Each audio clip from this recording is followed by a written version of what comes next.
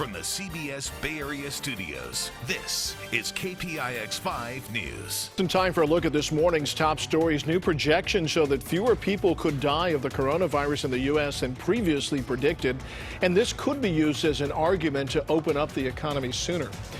But as protests have erupted in some states over the shelter-in-place strategy, there's a warning from some leading experts.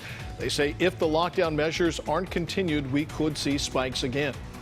And the battle over the reopening of America is intensifying. Governors and business leaders say a lot more is needed before that can happen. Experts at Harvard say that testing needs to triple before it can happen safely. Local and state leaders are taking measures to protect the homeless.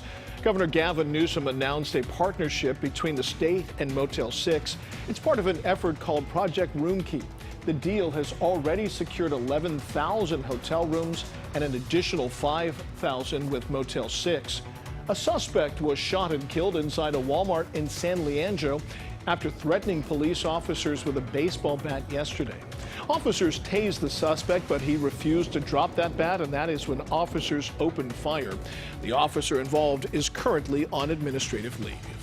Despite all of the rain we've seen this spring, a new study finds California in the grips of an historic mega drought. The study, by studying tree rings, scientists at Columbia University have concluded that since 2000, the American West has been experiencing its second driest period in 1,200 years. Researchers say that while the so-called mega drought is part of a natural cycle, climate change is making it worse. As for the wettest stretch in the study, turns out it was the 20th century. Canines have been used to sniff out drugs, bombs, and even cancer. Now, British researchers think they can help detect the coronavirus. The London School of Hygiene and Tropical Medicine is currently working with specially trained dogs to develop a new kind of coronavirus test, one that doesn't require a swab, just a sniff. The organization recently discovered that canines can detect malaria infections in humans. Now they are investigating whether the same is true for coronavirus. If so, they could be deployed to screen people for the virus, and it wouldn't replace traditional testing, but it could serve as a supplement since tests are in short supply. Small businesses in Santa Clara are rushing to secure financial assistance. In just a matter of hours, 250 of them applied for small business grants that the city is offering. Up to $500,000 is being offered in the form of $5,000 grants for essential businesses and $10,000 grants for non-essential businesses. The city says the grants will be awarded to qualified applicants on a first-come, first-served basis. A Bay Area artist is lending his talents to businesses in San Francisco.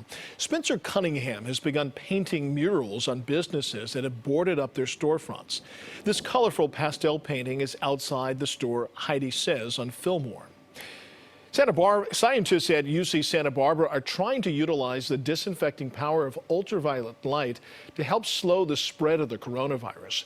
A decades-long project at the university has focused on using ultraviolet LEDs to disinfect water. Now researchers are trying to use the same technology to disinfect personal protective equipment. We increase the efficiency and the power of the lights.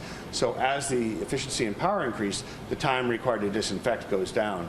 And in one case, I saw they were able to disinfect an entire surface in 30 seconds. Scientists say in the future the technology could be used to disinfect air conditioning on buses and airplanes. With coronavirus testing ramping up, testing materials are in high demand. Now, labs across the country are churning out supplies using 3D printers. One company in New York is printing 2,000 to 3,000 nasal swabs a day. Meanwhile, Boeing employees are producing reusable 3D printed face shields, with 2,300 delivered earlier this week. We got a special product here to help take care of the men and women out there in the medical industry, keeping them safe. If we can do our part to keep them safe, then that's good enough for us. Another benefit of 3D printing, researchers can print the materials and deliver the supplies to their clinics right away, avoiding supply chains and shipping issues. 7-day forecast has a lot of sunshine at the end of it and a noticeable warm-up. We're going up into the mid-80s by the time we get to next weekend. It'll be 85 inland by the time we get to Saturday.